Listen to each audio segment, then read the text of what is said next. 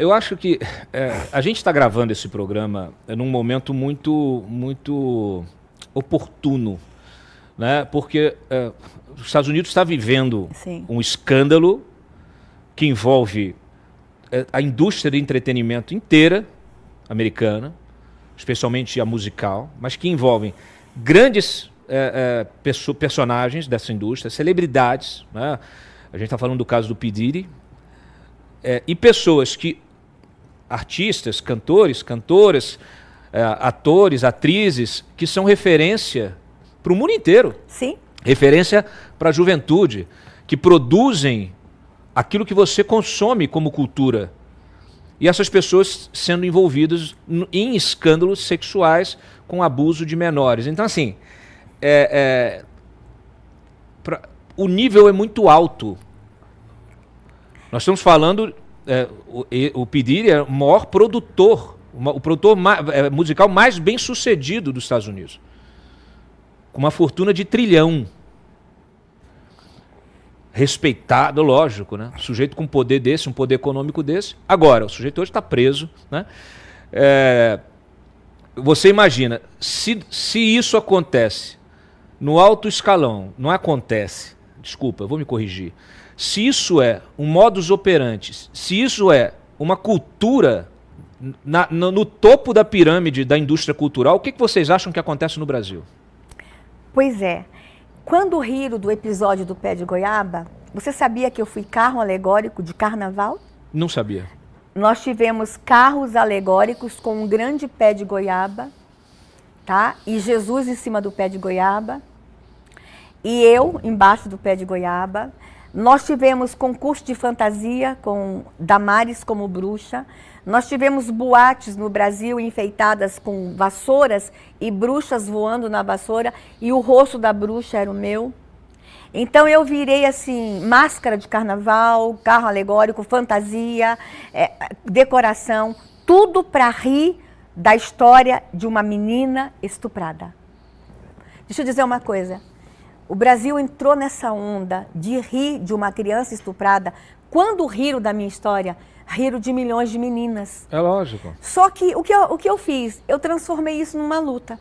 Você sabia que um jornalista da revista Carta Capital, ele morreu, mas eu preciso falar dele. Ele escreveu o seguinte, que eu era louca porque eu não transei no pé de goiaba com Jesus. Olha só. É muito forte, porque aí ele ataca a minha fé, ele me coloca numa posição de louca, e ele me coloca, e ele ri, zomba. Eu processei ele, e no dia que o oficial de justiça foi intimá-lo, ele tinha, 2 dias antes, tido um infarto fulminante, tinha morrido. E o processo foi arquivado porque ele morreu, mas até onde vai a loucura deste povo de querer colocar uma cortina de fumaça num problema tão sério? Você lembra a história do Marajó, o que eu sofri? Eu ia tocar nesse assunto.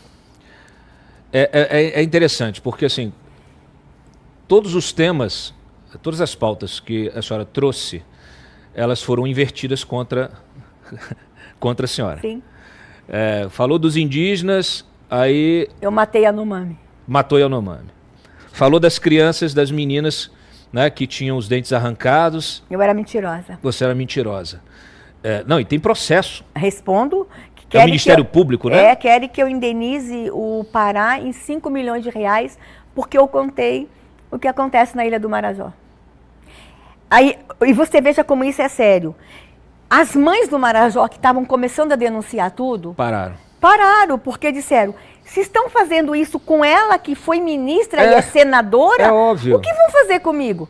Não foi nada educativo que fizeram. Querer processar uma senadora por ter denunciado. E detalhe, Cláudio, eu não denunciei sozinho. Quantas matérias antes de mim existiam? Sim. A primeira vez que eu tive acesso a esse assunto foi em 1992, no livro de um grande jornalista. Depois que eu vou trabalhar na Câmara em 98, quantas audiências públicas eu assisti dentro da Câmara falando sobre isso? Nós temos uma CPI que foi lá no Marajó, que prendeu gente no Marajó. Por que só quando eu denunciei eu sou processada? Porque eles sabem o poder que uma menina abusada tem de falar do assunto. Você está entendendo? Claro. Por que perseguem menos o Magno Malta e mais Damares hoje? Porque o Magno, ele é indignado com a causa. Eu sou vítima. Quando eu falo, o peso é muito grande. E olha só, você está falando um negócio que é muito simbólico. Eu escrevi um artigo quando veio à tona a história do Silvio Almeida, como é que chama a ministra lá? Cristiane Brito. Não. Cristiane Brito eu trouxe para comentar. A Aniele Franco. Quando a Aniele Franco silencia, eu escrevo um artigo justamente dizendo o seguinte: ela não tinha o direito de silenciar. Porque ela não é uma vítima desamparada. Sim.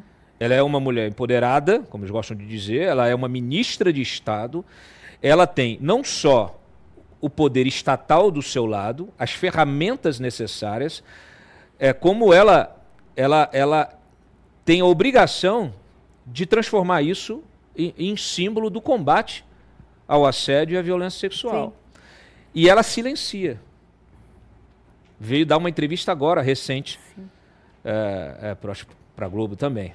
Um ambiente também controlado, justamente para ela não ser questionada sobre isso. Sim. E quando há um questionamento, quando isso fica exposto, artistas questionados, autoridades, o que eles dizem? Militantes, o que eles dizem? Que eles não sabiam o que fazer, porque sabiam que se divulgasse isso ia prejudicar a causa. Mas que causa, cacete? Que causa, seus canalhas? É muito difícil me tirar do sério, viu? Qual é a causa de vocês? A causa de vocês é o poder. É o controle de uma narrativa que não é de vocês. E ela está sendo arrancada das mãos de vocês por alguém que tem a coragem de se colocar ao lado da vítima, que é a senadora Damares Alves. Por isso, talvez, você também seja tão atacada, porque que absurdo, né? De repente, eles verem essa bandeira sendo arrancada, Cláudio, e sendo defendida por uma mulher de direita, conservadora. Eles me desacreditaram quando eu estava entrando como ministra, com o episódio do pé de goiaba, certo? Sim. E do azul e rosa, que também foi tirado de um contexto. Que, aliás, aqui também há espaço para a gente relaxar um pouco, né? Que o tema é muito pesado. Esse negócio do azul e rosa, você foi tão atacada por esse azul e rosa, e hoje o chá revelação é o quê? Azul e rosa. Azul e rosa. É uma loucura, e tudo fora do contexto.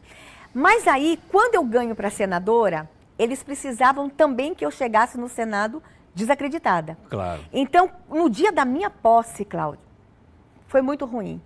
Você sabia que nenhum senador queria tirar foto comigo? É sério? Porque assim, primeiro, ninguém acreditava que eu tomasse posse. Por quê?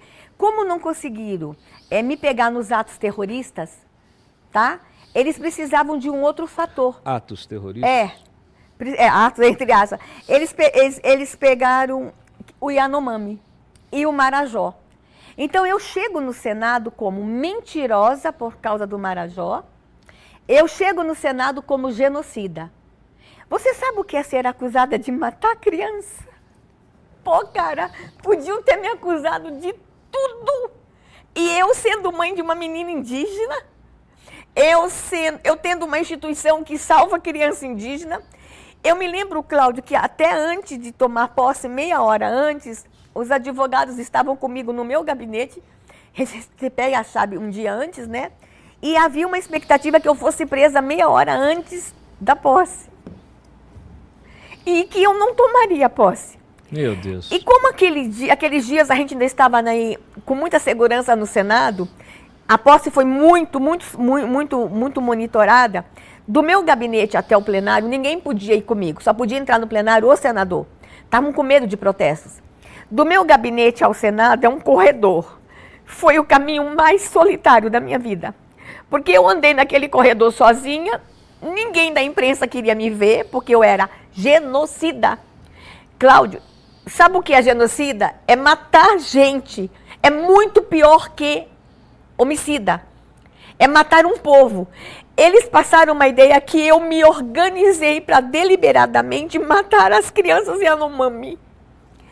Aí eu chego no plenário, ninguém queria tirar foto comigo. E aí eu tenho um outro desafio. De novo eu me vejo diante do desafio de desconstruir narrativas.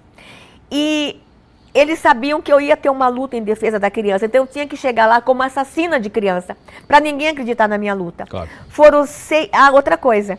Eu tomo posse, consegui vencer essa etapa, dia 1º de fevereiro. Mas dia 2 de fevereiro, 8 da manhã, qual foi o primeiro processo de cassação dessa legislatura? O meu. O seu?